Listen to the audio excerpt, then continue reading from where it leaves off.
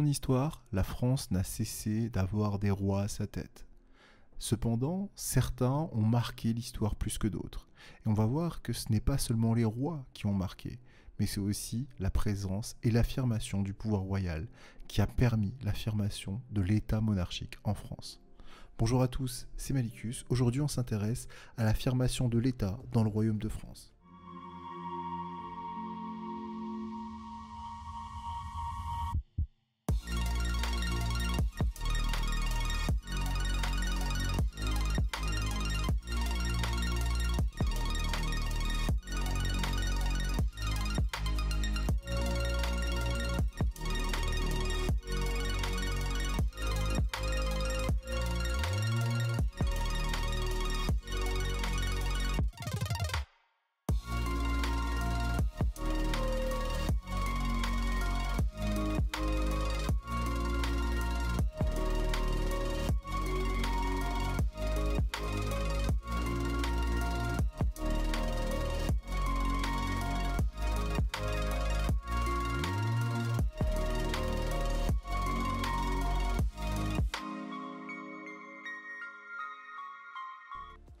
Partie 1. La puissance de l'État royal à la Renaissance, de 1515 à 1559. Les rois de France sont sacrés à Reims, ce qui fait d'eux des rois de droit divin. Au XVIe siècle, les rois François Ier et Henri II ont un très grand pouvoir. Ils prennent leurs décisions grâce à des édits et ainsi que des ordonnances. Ces décisions sont donc prises seules dans le cadre de conseils spécialisés. Ils ne convoquent plus les états généraux. Je rappelle, les états généraux, c'est la réunion des représentants des trois ordres de la société, la noblesse, le clergé et le tiers-état. Les rois n'ont donc plus de limite à leur pouvoir. Cependant, vous avez un parlement à Paris qui enregistre les décisions royales et peut faire des remontrances. Cependant, ce dernier qui s'est souvent opposé au roi ne s'y oppose plus. François Ier va donc s'entourer d'une cour nombreuse et bruyante, qui va réunir ses conseillers, des membres de sa famille, ainsi que des grands nobles, ce que l'on nomme les grands. Elle est itinérante cette cour, c'est-à-dire qu'elle se déplace, elle le suit dans ses déplacements de château en château. L'autorité du roi, elle s'étend presque sur tout le pays. Je vous rappelle, le roi à la base ne règne que sur son domaine royal. Cependant, il a annexé à ce domaine royal la principauté de Charles de Bourbon, qu'il avait trahi en 1527. Il a uni définitivement la Bretagne à la couronne de France en 1532. Il n'y a plus de grand noble qui est capable de s'opposer à lui. Enfin, François Ier va aussi signer avec le pape le Concordat de 1516. Ce Concordat lui donne la possibilité de nommer les évêques et les abbés du royaume. À partir de cette date, le roi a les contrôles de l'Église. Au niveau administratif, le roi est assisté par plusieurs ministres et s'appuie sur un corps de fonctionnaires, ceux que l'on nomme les officiers, qui vont être organisés en hiérarchie. Certains rendent la justice et font exécuter les décisions royales, d'autres, les officiers des finances, répartissent et percevoir l'impôt direct, ce que l'on nomme la taille. Les impôts indirects sont aussi présents, l'aide, la traite ou encore la gabelle. Ils vont être confiés à ce que l'on nomme les fermiers généraux. Pour vous expliquer rapidement, à ce moment-là, récolter des impôts, c'est compliqué, c'est long, il faut aller toquer chez le fermier, chez le paysan, lui demander de verser son impôt, des fois revenir.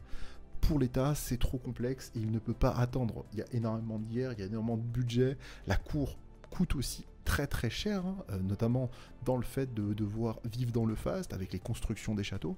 Du coup, le roi, pour faire plus simple, il décide d'emprunter à ses bourgeois, en tout cas, ses marchands, ou encore ses nobles très riches, une grande partie de l'impôt, on va dire 90%, imaginons il a 4 millions de livres, il n'en prend que 3 millions, et par la suite, ce sera à cette personne d'aller chercher elle-même les impôts auprès des paysans, auprès des administrations, etc., etc. Ça permet à la cour d'avoir un grand nombre de liquidités très rapidement. Dans le même temps, pour que les actes administratifs ou judiciaires soient compris de tous, François Ier il impose qu'ils soient rédigés en français avec une ordonnance, l'ordonnance de Villers-Cotterêts. Enfin, pour accroître les revenus de l'État, on commence aussi à vendre des offices, qui vont même devenir héréditaires. Les officiers vont donc être de moins en moins obéissants, étant donné qu'ils auront payé en fait leur métier, leur charge. C'est comme si aujourd'hui on disait aux gens, si vous voulez devenir professeur ou avocat ou pas notaire, mais les notaires sont en fait l'héritage de ça. Vous devez payer tant ou tant de sommes à l'État et puis au bout d'un certain temps peut-être renouveler votre paiement. Cependant, pour que ces officiers restent à la botte du roi, le roi va les faire inspecter par des commissaires provisoires. Dans le même temps, François Ier, il a des ambitions extérieures. Il veut conquérir une partie de l'Italie. En 1515, il remporte la victoire de Marignan et s'empare du duché de Milan. Mais il la perd en 1525 après la défaite de Pavie contre Charles Quint. Une longue guerre entrecoupée de trêves oppose ensuite les rois de France à Charles Quint, ainsi qu'à ses successeurs, les Habsbourg. Cette guerre s'achève en 1559 avec la paix de Cateau-Cambrésis, qui permet à la France d'annexer les villes lorraines de Metz, Toul et Verdun. Le roi de France, il a aussi des ambitions coloniales. En 1532, François Ier, il charge Jacques Cartier d'explorer le nord de l'Amérique et d'y trouver un passage direct vers les Indes. Cartier finit par atteindre le Canada en 1534 et s'empare des terres découvertes le long du fleuve Saint-Laurent au nom du roi. Partie 2, les rois face aux guerres de religion. Les guerres de religion sont complexes, je vais essayer d'aller assez vite, mais de vous expliquer 2-3 choses quand même. Elles commencent en 1562 sous Charles IX. Elles opposent les protestants aux catholiques les plus fanatiques. Les rois vont hésiter sur l'attitude à suivre pour rétablir l'ordre. Charles IX, dans un premier temps, il va faire massacrer les chefs protestants lors de la Saint-Barthélemy en 1572. A l'inverse, son successeur, Henri III, finira par faire assassiner le duc de Guise, le chef de la Ligue catholique, en 1588, avant d'être lui-même assassiné.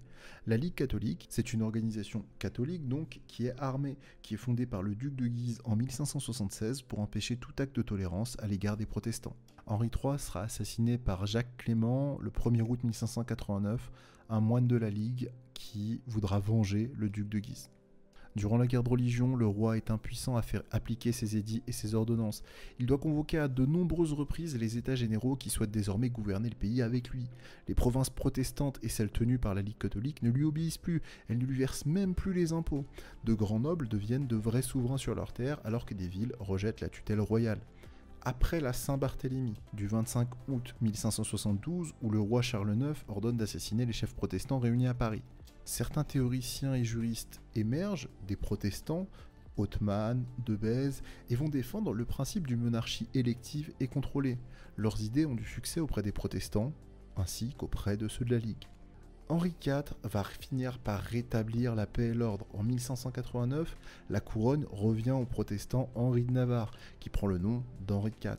Pour se faire accepter par ses sujets, il se convertit au catholicisme en 1593 et se fait sacrer à Chartres. Puis en 1598, il signe l'édit de Nantes qui rétablit le catholicisme dans tout le royaume, tout en accordant la liberté de culte et l'égalité civile aux protestants. Il donne à ces derniers des places fortes pour qu'ils puissent assurer leur sécurité, avec des armes notamment à l'intérieur. La paix finit par revenir et Henri IV rétablit l'autorité royale. Mais en 1610, il est assassiné par Ravaillac, un catholique fanatique. Partie 3. L'État royal entre renforcement et contestation.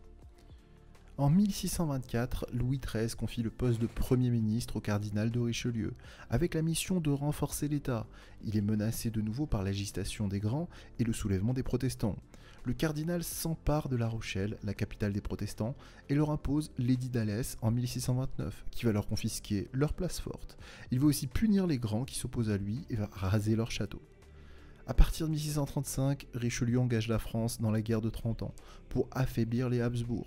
Il crée aussi une marine de guerre permanente et commence la colonisation des Antilles, Guadeloupe et Martinique en 1635. Pour financer ses guerres et sa politique maritime, Richelieu augmente les impôts. Il envoie des intendants dans les provinces pour mieux contrôler ses officiers et accélérer les rentrées d'argent. Il écrase les révoltes populaires qui vont se multiplier. Sous la régence d'Anne d'Autriche, Mazarin, comme Premier ministre, doit faire face à un soulèvement général contre l'État. Ce soulèvement est très célèbre, il s'appelle la Fronde.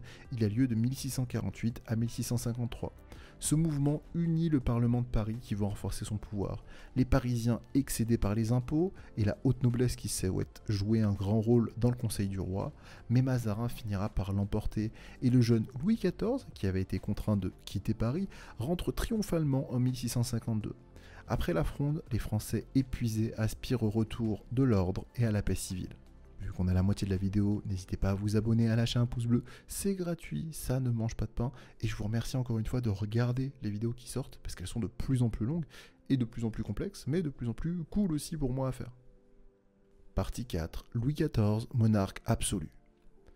Le roi gouverne seul durant le vivant de Mazarin. Louis XIV n'a aucune part dans le gouvernement. Mais en 1661, à la mort du cardinal, il décide de gouverner sans Premier ministre. Louis XIV, comme tous les rois de France, est de roi de droit divin. Il considère qu'il est le lieutenant de Dieu sur terre et qu'à ce titre, il ne doit rendre de compte à personne et exercer un pouvoir absolu. De 1661 à 1715, il prend seul les décisions qui concernent le pays. Il retire même au Parlement de Paris son droit de remontrance. S'estimant supérieur à tous, il prend comme emblème le soleil, d'où son surnom, le roi soleil. Louis XIV est assisté de conseils spécialisés, il est aidé de plusieurs ministres, Colbert, Louvois, Vauban. Ils ont chacun des fonctions précises et sont à la tête d'une administration de plus en plus étoffée. Louis XIV évite de recruter des conseillers et ministres parmi les grands, il les choisit pour leurs compétences. Richelieu avait envoyé les intendants dans les provinces, mais ils avaient été rappelés par Mazarin après la Fronde. Louis XIV les installe de façon régulière, il les nomme les révocables. Ils imposent l'autorité royale dans l'étendue de leur généralité. Ils contrôlent les officiers peu obéissants car leurs charges sont vénales et héréditaires. Ils font appliquer les édits et les ordonnances royales, surveillent la levée des impôts, président les assemblées des villes. Pour surveiller les grands, Louis XIV les attire à Versailles où il s'installe à partir de 1682. Il les flatte, il les divertit et leur verse des pensions. Ainsi, bien qu'il n'exerce plus de charge politique, il ne tente plus de se révolter. Pour s'attacher les écrivains et les artistes, Louis XIV les pensionne, leur passe des commandes et crée des académies, à l'image de l'Académie française, qui avait été fondée par Richelieu, l'Académie de danse, d'architecture, de musique ou encore des sciences. Le roi cherche enfin à s'assurer le contrôle des esprits. Les journaux, les livres, les pièces de théâtre ne peuvent pas paraître sans avoir obtenu au préalable une autorisation du roi. Mais le roi punit aussi avec rigueur ceux qui s'opposent à lui. Les lettres de cachet lui permettent d'emprisonner qui il veut sans aucun jugement. Partie 7. Les politiques de l'État absolutiste. Louis XIV supporte mal l'existence en France d'une minorité de protestants. Il n'a pas la même autorité sur eux que sur les sujets catholiques, et il estime aussi que la division religieuse nuit à l'unité de son royaume. Dès son arrivée au pouvoir, le roi cherche donc à réduire le protestantisme. Il prend d'abord des mesures vexatoires, il va faire supprimer les écoles protestantes, il interdit aux protestants d'acheter des offices, il augmente leur impôt, puis le ministre Louvois fait loger ses soldats chez eux avec le droit de les maltraiter. Ce sont les dragonnades qui vont entraîner dans un premier temps des conversions de masse, mais aussi énormément de fuites. C'est en 1685 que Louis XIV révoque l'édit de Nantes. Les temples sont détruits et le culte protestant est interdit. Près de 250 000 protestants quittent alors la France pour se réfugier dans les pays voisins. Certains se révoltent, comme les Camisards dans les Cévennes, en 1702. L'État dirige l'économie. Colbert est à la fois ministre des Finances, de la Marine, des Travaux publics et de toute la vie économique du royaume. Pour lui, la richesse d'un pays dépend de l'abondance d'or et d'argent qui s'y trouve. Il faut donc l'empêcher de sortir de France et l'attirer de l'étranger. Pour cela, l'État doit faciliter les exportations et limiter les importations. Cette politique mise en place par Colbert s'appelle le mercantilisme. Pour accroître dans le même temps la production industrielle, Colbert crée des manufactures royales, un lieu de fabrication dans lequel les produits sont fabriqués à la main par des ouvriers, par exemple celle des Gobelins. Il va attirer des entrepreneurs étrangers en leur octroyant des privilèges. Il fait observer des règles strictes de fabrication pour que les produits soient de qualité et plus faciles à vendre à l'étranger. Pour développer le commerce, surtout extérieur, il fait creuser des canaux, comme le canal du Midi. Il fait aménager des ports, comme celui de Sète, de Lorient ou encore de Brest, et crée des compagnies de commerce. Il s'agit là d'une compagnie privée à laquelle le roi donne un monopole de commerce pour une région du monde. On peut citer la Compagnie des Indes orientales, celle des Indes occidentales ou encore celle du Levant. Enfin, Colbert fait la conquête de nouvelles colonies en Amérique, l'ouest de Saint-Domingue et de la Louisiane en Amérique du Nord. Il fait mettre en valeur la Martinique, la Guadeloupe et la Réunion. Durant les 50 ans de règne de Louis XIV, la France connaît 29 ans de guerre. Elle permet au roi de renforcer sa gloire et son autorité en France, ainsi qu'à l'extérieur, et dans le même temps d'étendre son royaume. Sous le règne de Louis XIV, les effectifs armés, que sont notamment les soldats professionnels, augmentent fortement, passant en temps de guerre de 230 000 hommes en 1667 à 630 000 hommes en 1714. En même temps, la marine de guerre, qui avait presque disparu sous le gouvernement de Mazarin, renaît et se développe sous l'impulsion de Colbert. Au cours de ces guerres, Louis XIV annexe des territoires, surtout situés au nord et à l'est du pays. Dans les régions conquises, il va faire fortifier des villes par son ministre Vauban pour empêcher toute reconquête. Vauban fait des fortifications en étoile qui permettent vraiment de défendre la ville sous toutes ses coutures. Dernière partie, partie 8, les limites de l'absolutisme. Après la révocation de l'édit de Nantes, des protestants exilés, en particulier à Amsterdam, publient des pamphlets qui présentent le roi comme un tyran. Les critiques se font aussi étendre contre les guerres des rois, qui accusaient de ruiner le peuple et la France. On peut parler ici de Fénélon, qui avait écrit une lettre anonyme à Louis XIV en 1694. Ces critiques se font donc l'écho de la colère du peuple. Il s'agit là d'une critique de toute cette politique absolutiste. Dans le même temps, vous avez des révoltes populaires qui étaient déjà nombreuses au XVIIe siècle. Elles vont se multiplier à partir de 1690 avec un pic en 1709, durant le Grand Hiver. Elles ont pour principale cause les pénuries alimentaires, la crise de subsistance, les malversations des policiers, mais aussi l'augmentation des impôts, en particulier ceux du sel et du tabac. Pour finir, je vous rappelle juste les personnages importants et essentiels. François Ier, le roi de France de 1515 à 1547, Henri IV, roi de France de 1589 à 1610, qui signe l'édit de Nantes en 1598 et rétablit l'autorité royale. Louis XIV, le roi de France, qui règne notamment de manière personnelle de 1661 à 1714. Richelieu, le premier ministre de Louis XIII de 1624 à 1642, qui a renforcé l'état royal. Mazarin, le premier ministre de Louis XIV jusqu'en 1659. Et enfin, deux personnages qui sont des ministres, Colbert, le ministre de l'économie sous Louis XIV, qui a mené la politique mercantiliste, et Vauban, qui a fortifié les frontières de la France sous Louis XIV. Enfin, une définition très importante qui est au cœur, en fait, tout simplement, de tout ce qu'on a vu là, c'est l'État. L'État, pour le définir simplement, c'est un gouvernement qui exerce son autorité sur un territoire et sur sa population. Par extension, il s'agit de l'ensemble des personnes et des services qui permettent de gouverner et d'administrer un pays.